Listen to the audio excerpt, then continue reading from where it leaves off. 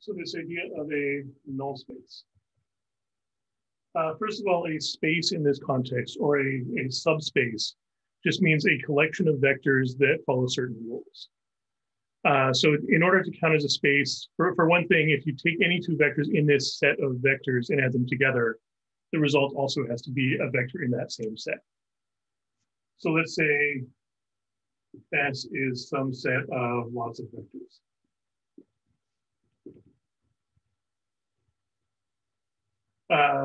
S counting as a space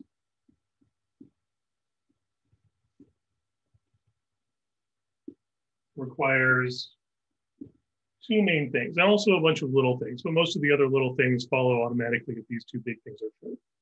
First of all, if you have a vector, let's say a vector X and a vector Y that are both members of S,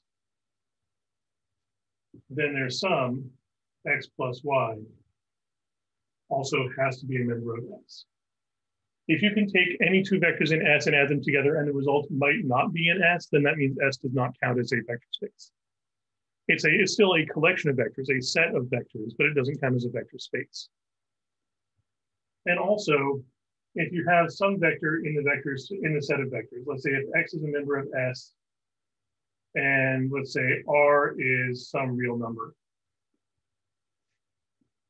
then when you multiply that real number times that vector, the result also has to be a member of S.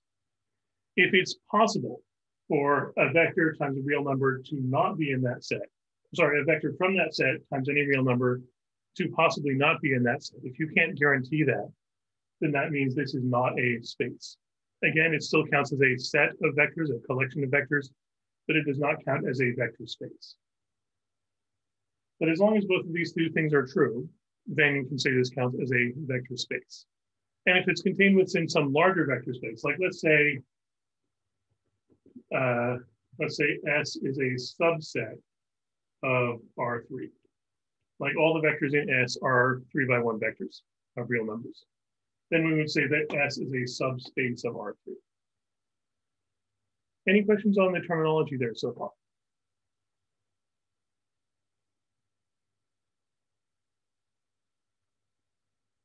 Nope, we're good. So let's take a look at the null space in particular, the null space of a matrix. Because null space on its own doesn't really have much meaning. Null space of a particular matrix means the set of all vectors that turn into 0 when multiplied by that matrix. So we would describe that as, it's usually written as just N of A. So A is just some matrix.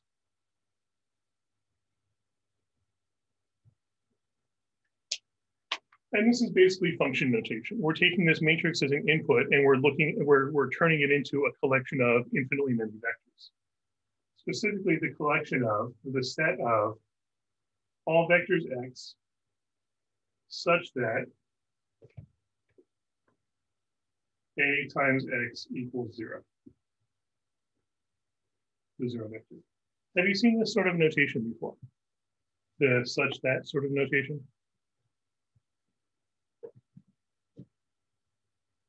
So we're just saying the set of all vectors that have this property, all vectors such that A times that vector equals 0.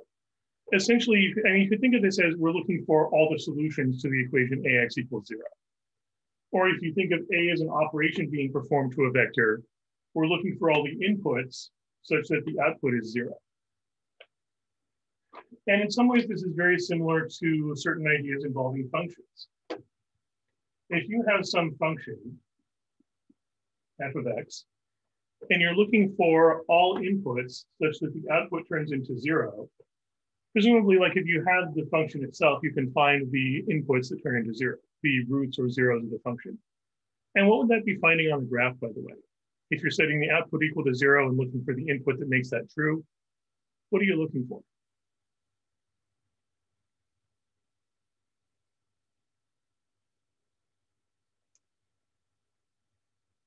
Like if you're graphing x versus f of x, and it just makes some graph.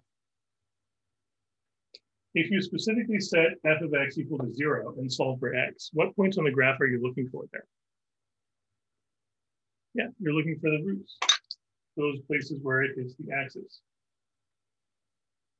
And depending on the function, there might be only one location or only one input that leads to 0 as the output. There might be no locations at all that lead to 0 as the output, but there might be multiple locations that lead to 0 as the output.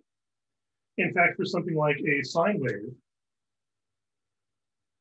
there would be infinitely many locations that lead to 0 as the output. So in some ways, this idea of ax equals 0 is very similar to that. If you think of A, the matrix, as an operation being performed to the vector, like if you think of A times a vector x equals some other vector y, you could think of this as an input, a function or operation being applied to the input, and the output that is created. So if you think of this in terms of the vector or the matrix acting like a function that takes a vector as input and gives you another vector as output, we're specifically looking for the set of all inputs such that the output is 0. Any questions on that so far?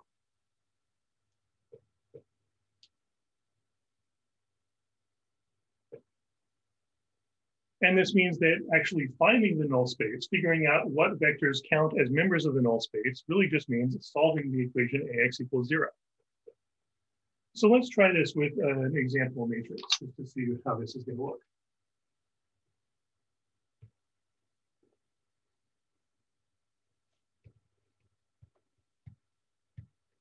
Before we do though, let's check those two properties that we were talking about for counting as a vector space. That if you take any two vectors in the vector space, their sum also has to be a member of the vector space. And if you take any member of the vector space and multiply by any real number, the result also has to be a member of the vector space. So let's say let's say x1 and x2 are members of the null space of N, where A is just some matrix. What does it mean for a vector to be a member of the null space of a matrix? What does that tell us about those vectors?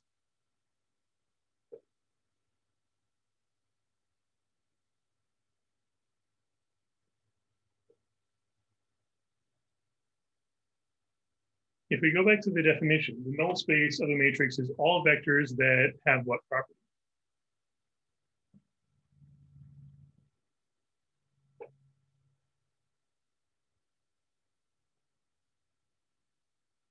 Or what would you expect to happen if we multiplied that matrix A times one of these vectors?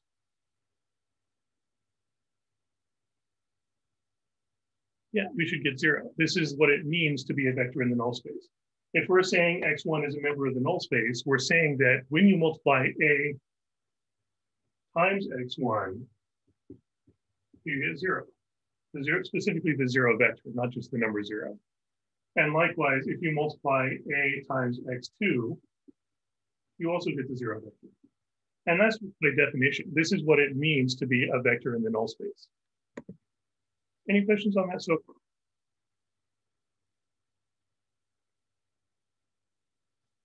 Hello, we are looking into the idea of the null space, that the null space is just all vectors. The null space of a matrix is all vectors such that when you multiply that matrix times that vector, you get the 0 vector. So we're looking into what happens if you have two vectors that are both in the null space. So if you've got one of those vectors is in the null space, that means A times that vector must equal 0. The other vector, we're also assuming is in the null space, right? Which means A times that other vector is also 0. So that's just what it means to be a member of the null space. It turns into 0 when multiplied by the matrix, specifically left multiplied. And what we want to look into here in terms of this idea of closure under addition, we want to check if we add those together. If you take x1 plus x2, you get another vector. We want to know, is x1 plus x2 also a member of the null space? So to check that, how do you check if a vector is a member of the null space? What does it mean to be a member of the null space?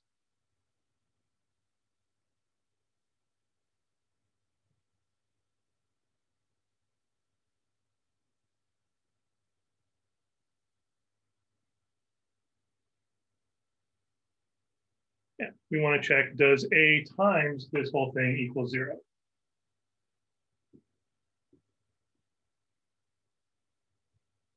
Is it true that A times that whole thing, x1 plus x2, equals 0? And we can check that by simplifying this. The A times x1 plus x2, we've got a matrix times vectors added together. How can we simplify that?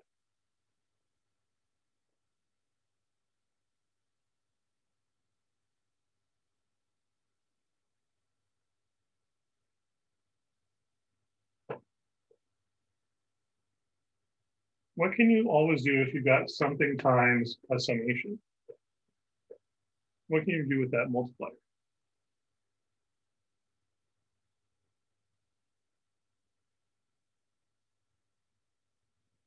Yeah, we can distribute. The distributive property still works for vectors and matrices just like it does for ordinary scalars. So we can multiply A times x1. We can multiply A times x2. But what were we already assuming from the start about A times x1 and A times x2? Yeah, we were assuming from the start that those were both 0. So AX1 is 0, AX2 is 0, and the 0 vector plus the 0 vector is still the 0 vector. So that means, yes, this checks out. It is true that A times x1 plus x2 equals 0, which means x1 plus x2 is also a member of the null space of A. So this is one of the requirements in order for this set of vectors to count as a vector space. This is why we call it the null space instead of just the null set. That if you take any two vectors that are a member of the null space and add them together, the result is also a member of the null space. And we call this property closure under addition.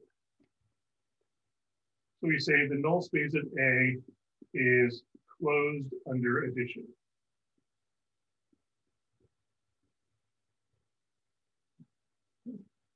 Closed in the sense that you cannot leave this set just by using addition. You can't take things that are in the set and add them together and break out and get something that's outside the set as a result. So we say this set is closed under addition, and we can also prove in a very similar way that it's closed under multiplication. Any other questions on the closure under addition part so far?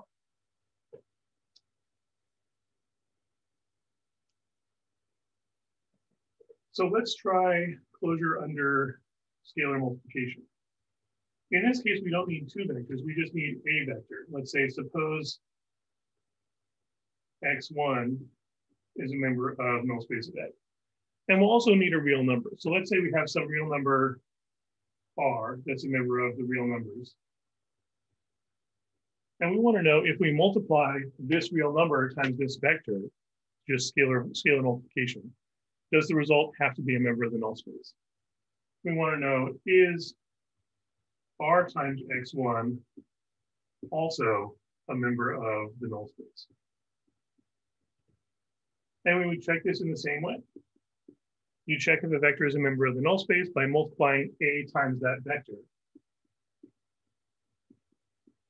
And we want to know, is that equal to 0 vector? And in this case, we just have this scalar multiplier. Matrix multiplication is not commutative, but scalar multiplication is commutative. This scalar multiplier we can pull out of the multiplication. And what are we already assuming about AX1?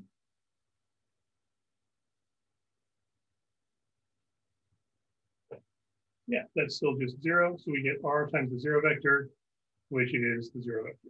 Any scalar times the 0 vector is still 0 vector. So that verifies, yes, r times x1 is also a member of the null space of A. So we would say that the null space is closed under scalar multiplication.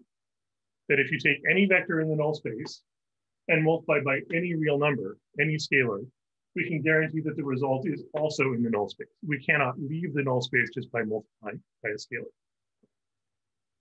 So those two properties, closure under addition and closure under scalar multiplication, verify that this null space is indeed a vector space, which is, again, why we call it the null space instead of just the null set. Any questions on those properties so far?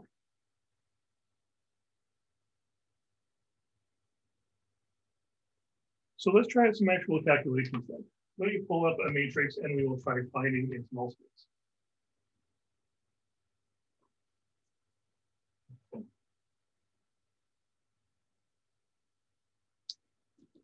Let's start with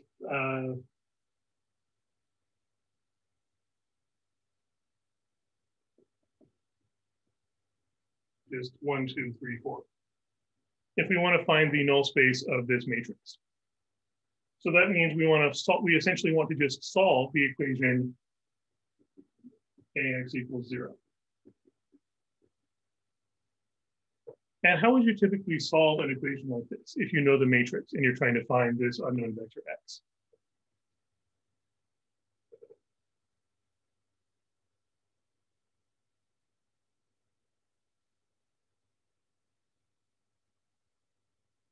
If we just have 1, 2, 3, 4 times this unknown vector, let's say x, y equals 0, 0.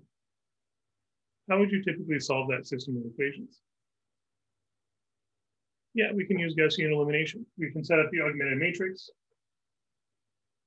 1, 2, 3, 4, augmented with 0, 0. Although as we row reduce, what's going to happen to the column of zeros?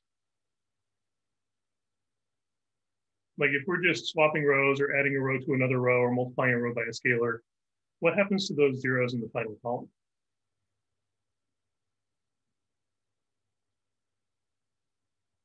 If you multiply 0 by a real number, or if you add 0 to another 0, what would you expect those to become? Yeah, those are just going to stay 0, which means as you're doing row reduction, you can actually leave out this column of all zeros. We can just perform row operation on 1, 2, 3, 4, and then put the column of zeros back in at the very end. So let's go ahead and do that. Let's ignore the column of zeros for now. We can always fill it back in at the end. Just pretend it's there, but invisible. So if we look for a pivot, what would be our first pivot in this matrix?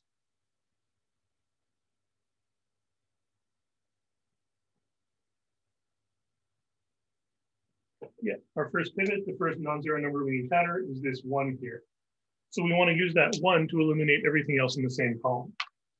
And what row operation would work for that? How could we use this 1 to eliminate this 3?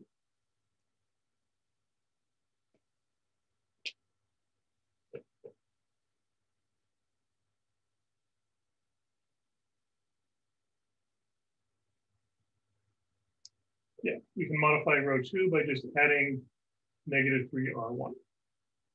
And let's see what we get there. First row stays the same. Second row, 3 minus 3 is 0.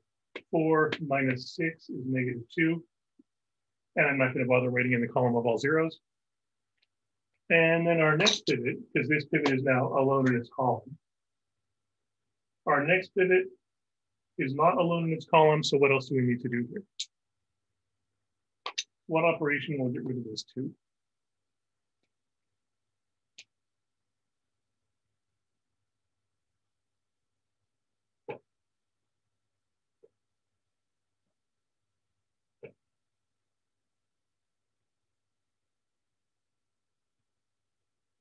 We can just add, yeah, if we just, or actually this is already negative, so we can just add R2 exactly as it is.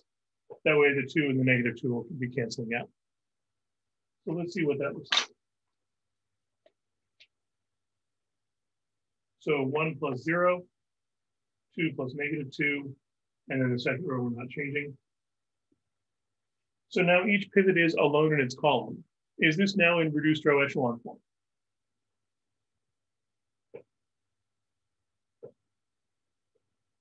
Or if not, what else do we still need to do to it?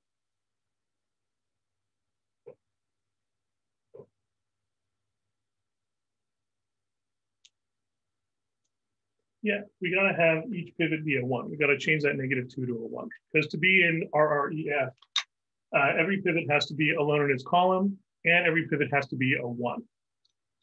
So we can modify that easily enough just by taking this entire row and multiplying by -1/2. And let's see what we get there.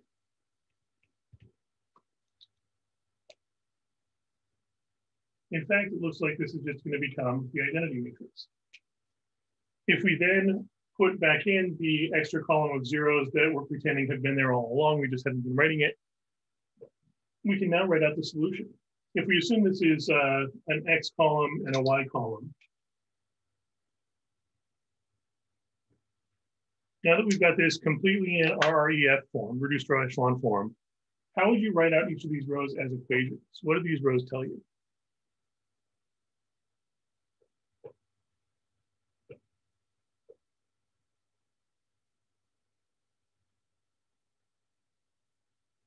Yeah, X equals 0 and Y equals 0, which means our solution vector, X, Y, is actually just one solution.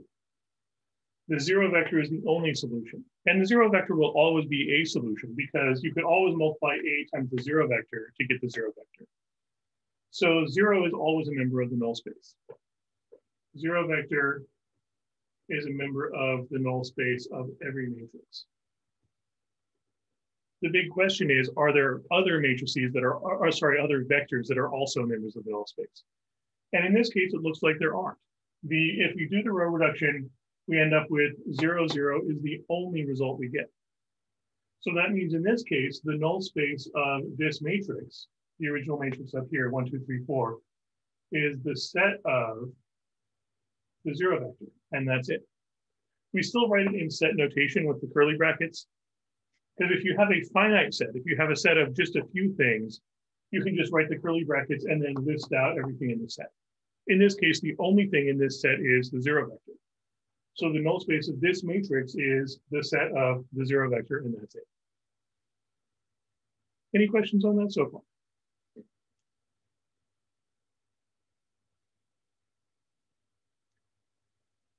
And why do you think that is? Do you know of any properties of a matrix that would result in AX equals 0 having only the 0 vector as the solution, no other solutions?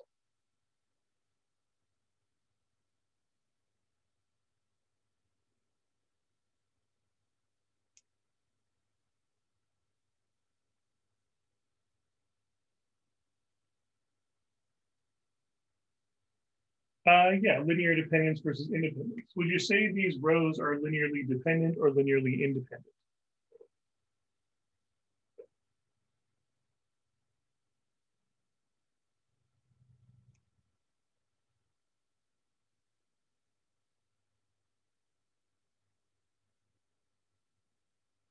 Is it possible to write, let's say, the second row as a multiple of the first row? Can you multiply the first row by some scalar to turn it into the second row? No. So that means they're linearly independent. If they had been linearly dependent, like let's say the second row had been 3, 6, then the first row would have completely canceled out the second row, which means we get a row of all zeros, and that would lead to many solutions. So let's actually try that out. Let's see if we can modify this to make many solutions. So let's say instead of 1, 2, 3, 4, which leads to just the 0 vector, let's try 1, 2, 3, 6. If we row reduce that, what would you expect the row reduced echelon form to look like? If you go through Gaussian elimination, what's that going to turn into after the very first step?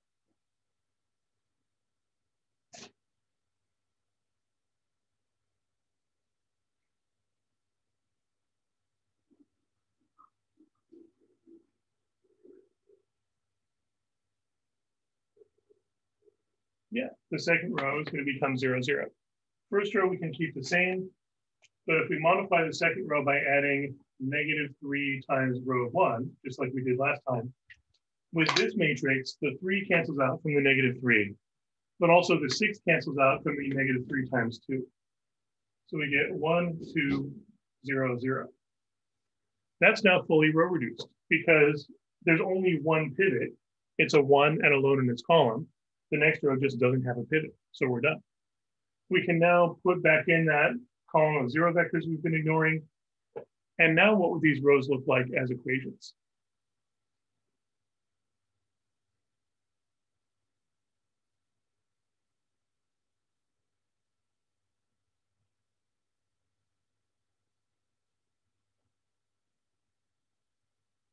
Again, if we assume that the variables are x and y.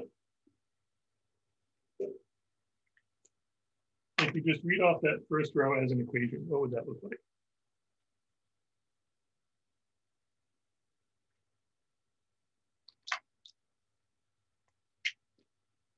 It's not saying they're both zero though, because remember this is, we should be interpreting this as a matrix times the vector x, y. So if you're combining a row and a column, you've got 1x plus 2y. Because we're essentially taking the dot product of a row and a column. Yeah, exactly. 1x plus 2y equals 0. So that's how we would interpret this row. This row written as an equation would be 1x plus 2y equals 0. And what about the second row? What would that look like as an equation?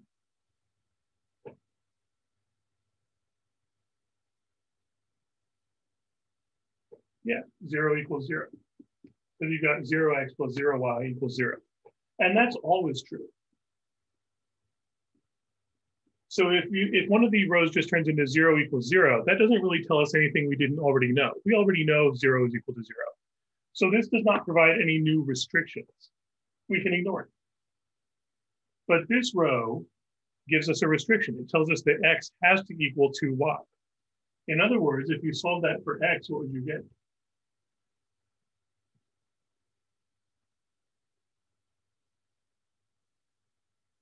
X equals what here?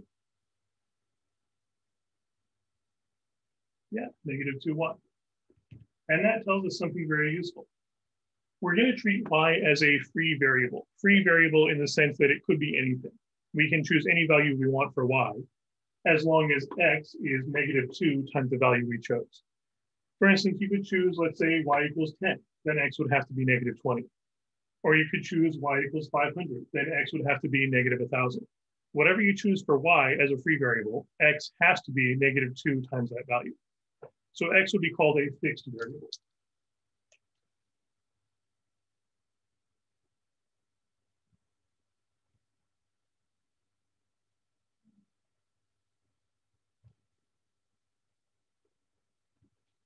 And in this case, with just two variables, you could choose either one to be the free variable and the other one to be the fixed variable. You could, for instance, solve for y and get y equals negative 1/2 x. Then choose anything you want for y, or sorry, choose anything you want for x, and y would have to be negative 1/2 times that. But traditionally, any column with a pivot is treated as a fixed variable. Any column without a pivot is treated as a free variable. Like the only pivot we have here is in the x column. The column with a pivot, we're going to treat as a fixed variable. Any columns without pivots, we treat as a free variable. Just because that's going to make things easier to work out. Because requiring the pivot to be a 1 means that it's easy to solve for that variable. And requiring the pivot to be alone in its column means that each fixed variable only shows up in one equation because it only shows up in one row. And then we can take that fact that we know x has to equal negative 2y and turn that into a vector. Because we were originally assuming that our x vector was some variable x, some variable y. But now that we've solved it down to here, and of course we don't get only one solution, we're going to get many solutions because y can be anything.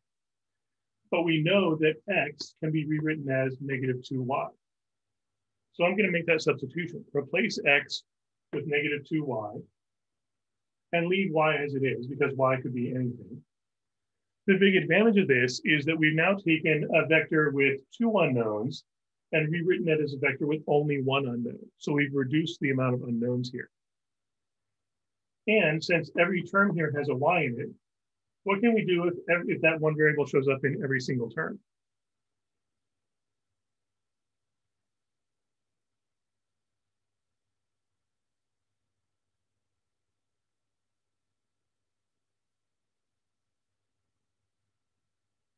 Yeah, well, not exactly eliminate it in the sense of canceling it out completely, but in the sense of we can factor it out.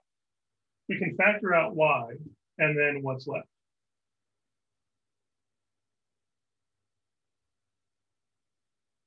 What would you get if you factor y out of this vector?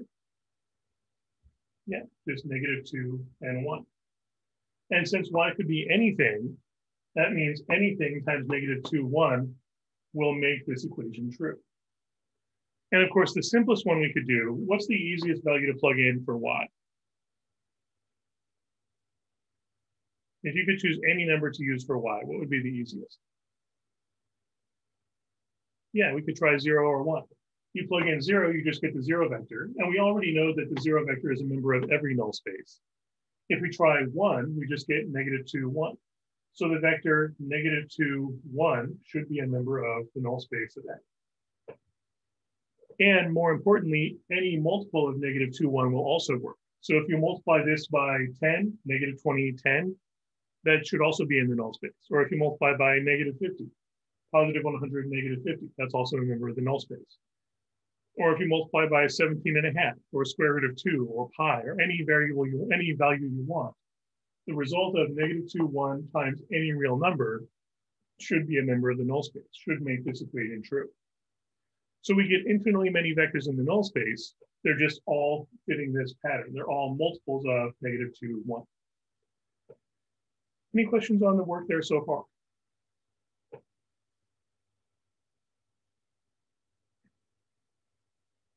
Also, how could we check our answer here? How could we verify that -2, 1 really is a member of the null space?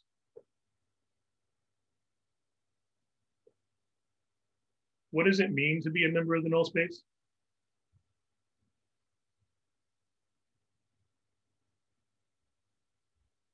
Yeah, multiply A times this vector, we should get 0. So this is one of the really nice things about finding the null space. You can always immediately check your work by just multiplying the original matrix times the vector you've got. So let's try that. If we multiply the original matrix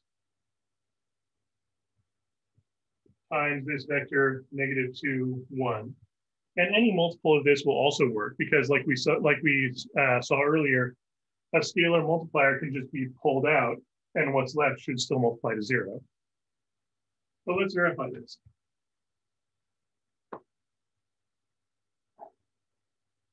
As usual, we're going to be combining a row and a column.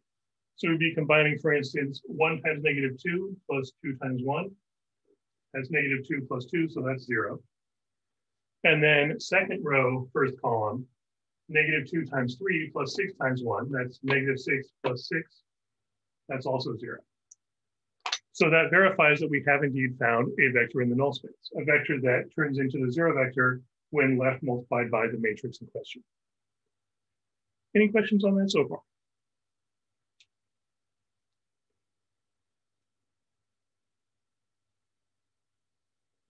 And the notation we're going to use to describe this is, instead of trying to list out infinitely many vectors, because this null space is infinitely many vectors, what we're going to do is we're going to write the null space as the span of this one vector. Have you seen that term before? The span of the vector.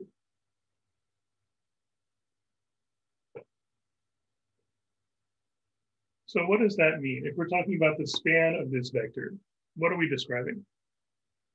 We're describing a set of all what?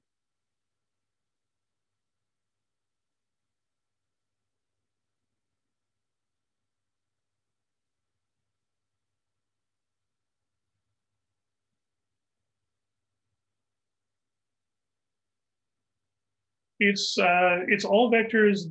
I generally think of it as all vectors that can be built using this vector or these few vectors.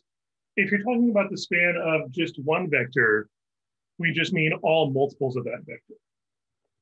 Because that's really what we're talking about here, all multiples of this one vector. So the span of one vector means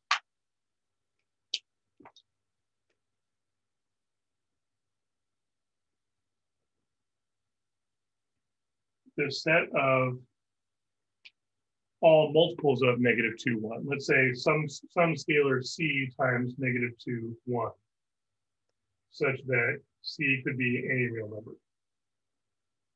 So the span of one vector just means the infinite set of all multiples of that, all scalar multiples of that vector. If you're talking about the span of several vectors, like let's say the span of 2 vectors, The span means the set of all possible linear combinations of those vectors. So for example, the span of, let's say, vector x, vector y, and vector z means the set of all possible linear combinations, some scalar times x plus some scalar times y plus some scalar times z.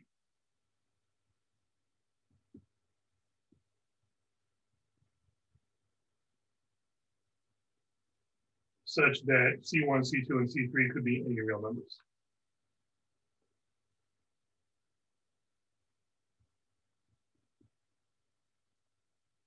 And this is basically just a very convenient way of listing out an infinite set of vectors, specifically any vector space. As long as you can find one vector or two vectors or a few vectors that are enough to build everything in the entire space, then you can describe that space as the span of those few vectors. And we would call those few vectors a basis for the space. So we would say in this case that -2, 1, or the set of -2, 1 formally, is a basis for the null space of A. So this is the terminology we're going to use here. This one vector is a basis for the null space of A. That means that this one vector is enough information to build the entire space.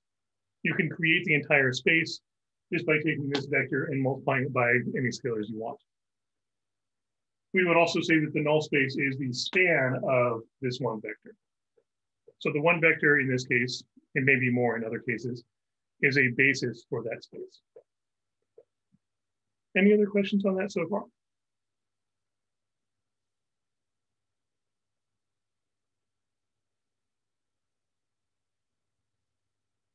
And in this case, the reason why we get infinitely many vectors in the null space instead of just the zero vector, what do you notice about these rows?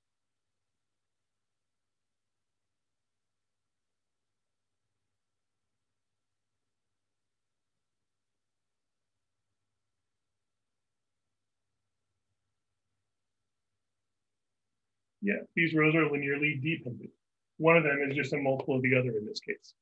So if the rows are linearly dependent, that means you should expect the null space to have infinitely many vectors. If the rows are linearly independent, you would expect only one vector in the null space, just the zero vector itself. And this also ties into the idea of invertibility. That first matrix we looked at, the 1, 2, 3, 4, that was invertible. It would be possible to take the inverse of that matrix. And if A happens to be invertible, and you're trying to solve AX equals 0, if A happens to be invertible, you can always solve this just by left multiplying both sides by A inverse. That way we're doing the same operation to both sides of the equation. But what's A inverse times A times X?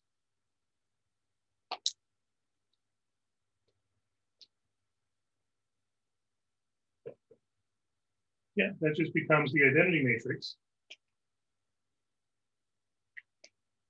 Because any matrix times its own inverse is the identity matrix. And then anything times the zero vector is still the zero vector. And identity matrix times X is just X itself. So in general, if this matrix A happens to be invertible, which is true if it's square and if its rows are linearly independent, if it's invertible, then you can just left multiply both sides by A inverse, and you end up with X equals 0 is the only solution. So this is one of the important properties about invertible matrices. If A is invertible, then X equals 0 is the only member of the null space. If A is invertible, then the null space of A is the zero vector and only the zero vector. So this is one way to know if a matrix is invertible. If you're finding the null space of the matrix and you find that 0 is the only solution to AX equals 0, that tells you that A is invertible. And this also goes in the other direction. If you know A is invertible already, then you know AX equals 0 has only 0 as the solution. Any questions on that so far? Or any other questions on this idea of the null space?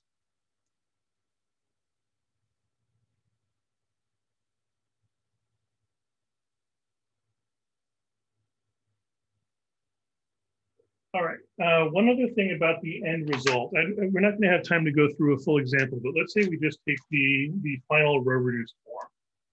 Let's say you have some big matrix and you row reduce it, and you find that the result looks like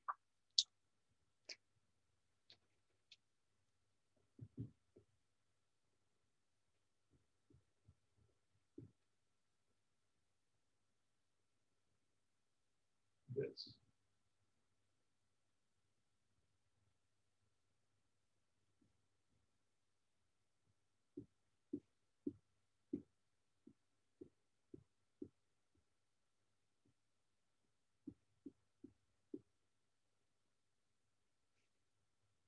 So let's say we have fully row reduced whatever gigantic matrix, and we end up with this matrix with our pivots here, here, and here. Even though this didn't turn into the identity matrix, this still counts as row reduced echelon form because every pivot is a 1, every pivot is alone in its column. The pivots are in order from top left to bottom right, and any rows of all zeros are grouped together at the bottom. So let's see what if you have a matrix and you row reduce it and it looks like this. Let's see what these solutions would look like. Now let's assume our variables here are A, B, C, D, and E. What would the first row look like as an equation?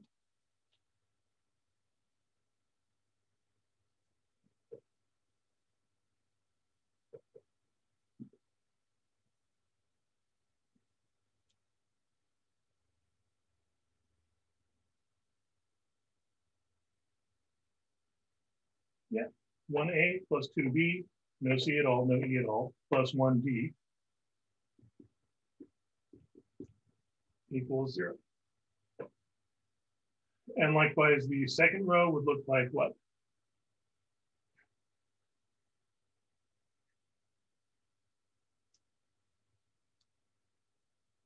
Yeah, 1C plus 1D equals 0.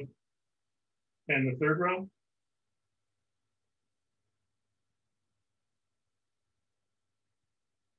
Yeah, E equals 0. And then fourth row is just going to be 0 equals 0 again. That just doesn't provide any new restrictions. So we look at the non-zero rows to figure out what the restrictions are going to be. And what we're going to do is the same idea. We're going to treat any column with a pivot as a fixed variable. So A has a pivot, C has a pivot, and E has a pivot. So we want to solve for A in terms of everything else, and solve for C in terms of everything else, solve for E in terms of everything else. If you solve this for A, what do you get?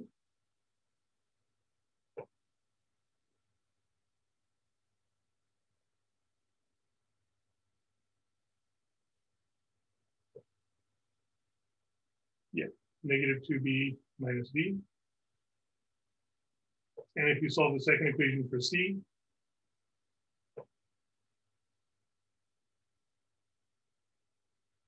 yeah, just subtract D from both sides. C has to be negative D. And the third equation, E is already isolated. We just have E equals 0.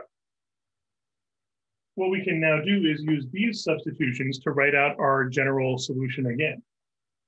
For our general solution, our X vector is A, B, C, D, E. But we can make these substitutions. Every A can be replaced with negative 2B minus D. B we can leave as it is because it's a free variable. Every C can be replaced with negative D. D is a free variable, so we leave it as it is. And E must be 0, so we're going to replace E with 0. So now we've taken a vector with 5 unknowns and reduced it to only 2 unknowns. And what we can now do is split this up based on those unknowns. We can write this as a vector with just B in it. Negative 2B from the first term, B from the second term, and no B at all from the third, fourth, and fifth terms, plus a vector with just the D terms in it. Negative D from the first one, negative D from the third one, positive d from the fourth one, and no d at all in the second or fifth terms. Now each one of these variables only has one unknown variable in it, or each vector has only one variable in it, so we can factor those out. Factor b out of this one, we just get -2, 1, and a bunch of zeros. Factor d out of this one, we just get -1, 0, -1, 1, 0.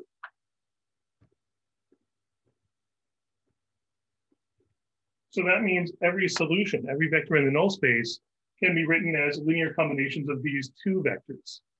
So we'd say the null space of that matrix would be the span of two vectors. In other words, it's a two-dimensional null space. If you require two vectors to span it, you get a plane. It's going to be a two-dimensional plane in a five-dimensional universe because there's 5 coordinates here. But the null space here is two-dimensional. And you can get anything you want in a null space, in this case, by taking any scalar times -2, 1, 0, 0, 0, and adding any scalar times -1, 0, -1, 1, 0. So we'd say these two vectors are a basis for the null space. Any questions on that?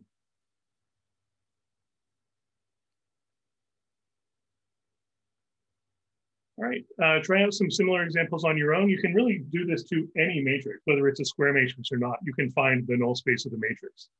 So pull some examples of matrices from the textbook or wherever else you want. Try finding their null space. Again, you can always check the solution by multiplying the original matrix times either one of those vectors. And make sure you become familiar with the terminology, the idea of a basis or span of some vectors, basis of a space, span of some vectors, and get some practice with that. Feel free to email me if you have any other questions, and I will see you next time. You're welcome.